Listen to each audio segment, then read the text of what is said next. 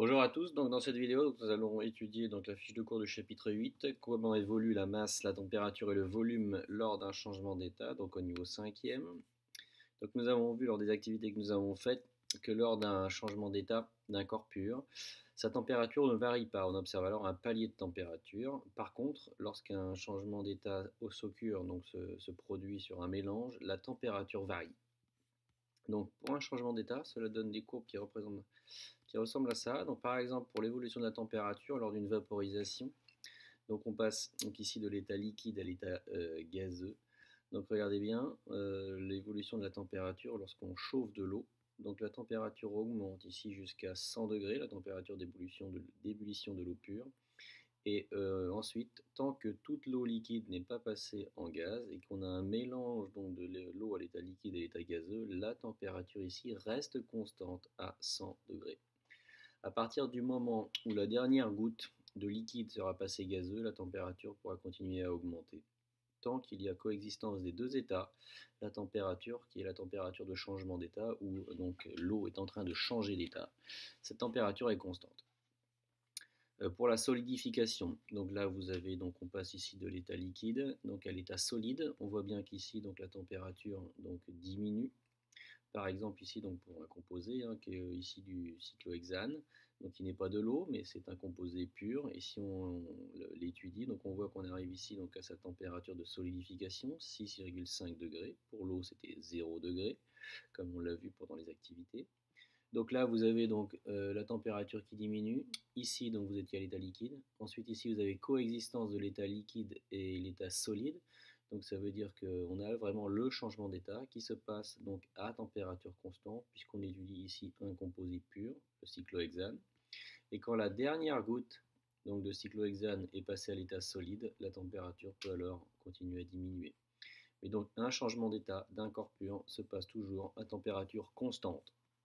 Donc c'est un des moyens pour caractériser un corps pur, c'est de faire donc sa courbe d'évolution de la température lors d'un changement d'état et d'observer si on a un palier de température à la température du changement d'état. Si on a un palier, le corps est pur. Si on n'a pas de palier, c'est donc le corps qu'on étudie est un mélange.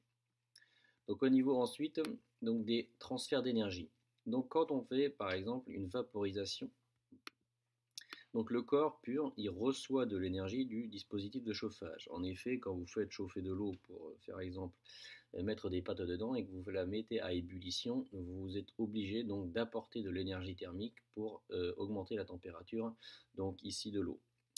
Quand vous faites une solidification, donc quand vous, donc ici un corps passe de l'état liquide à l'état solide. Donc dans ce cas-là, le corps pur, lui, il cède de l'énergie au milieu extérieur.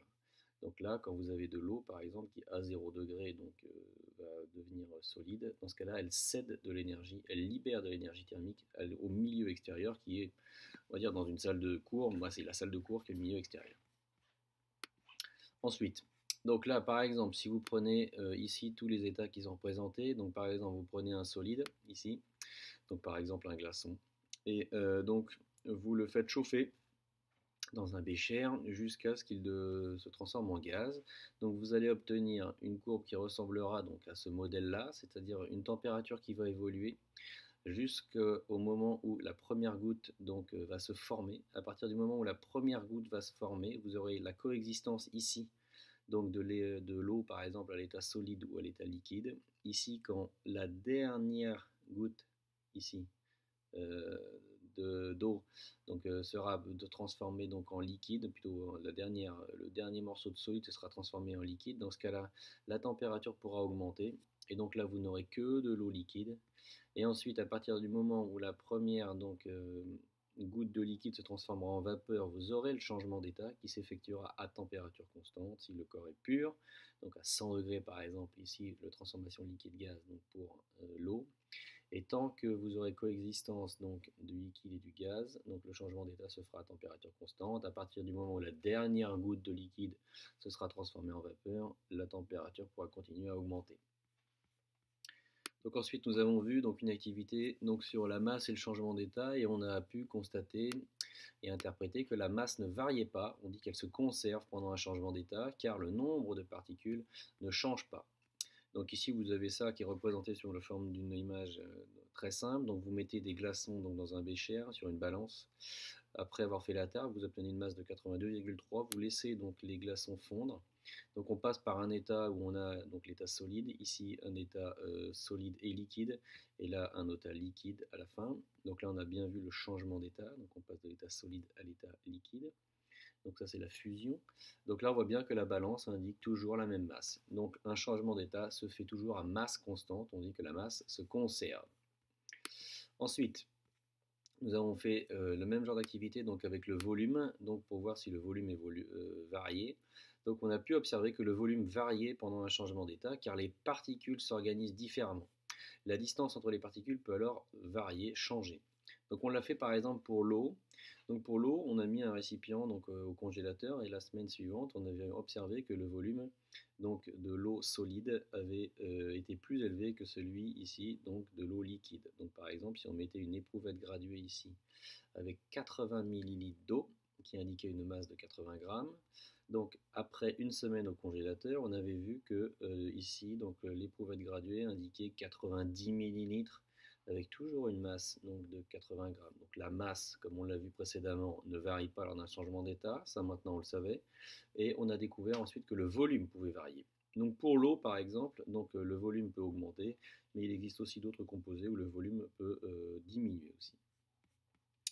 Donc ensuite, on arrive donc au bilan qu'il y a dans votre manuel. Donc dans votre manuel, page 69, vous allez pouvoir voir représenter donc des courbes représentant la température donc en fonction du temps en minutes pour une solidification. Donc là, vous voyez la température qui diminue. Vous avez un palier de température avec de l'eau liquide et de l'eau solide. Et ensuite, quand on est tout solide, la température peut donc diminuer. Pour la fusion, donc vous prenez donc un glaçon, donc de l'eau solide, donc il va, si vous le chauffez, donc il va fondre à partir de ce moment-là, mais il va fondre à température constante, coexistence de l'eau liquide et de l'eau solide, et ensuite la température va pouvoir augmenter, c'est ce qu'on a traité nous donc, durant l'activité. Donc ça bien sûr, palier de température, puisqu'on parle d'eau composée pure. Si jamais vous n'avez pas dans des courbes de changement d'état, vous n'avez pas de palier de température, je répète, c'est que le corps que vous étudiez donc, est un mélange et pas un corps pur. Ensuite, donc si ici donc pour la libération d'énergie, donc c'est une expérience donc la même que celle que précédemment. Donc vous avez donc sur une balance, donc si ici donc vous avez donc de l'eau solide que vous la laissez fondre et se transformer en eau liquide, donc c'est ce qu'on appelle la fusion. Donc ça nécessite un apport d'énergie qu'il faut chauffer. Donc par exemple le chauffage de la salle, si vous le laissez dans la salle. Donc dans ce cas-là, donc, la masse reste constante. La masse ne change pas, mais par contre le volume varie.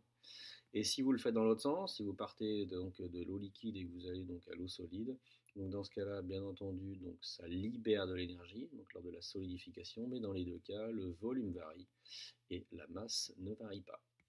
Donc voilà, donc j'espère que cette vidéo vous sera utile pour bien assimiler ce chapitre.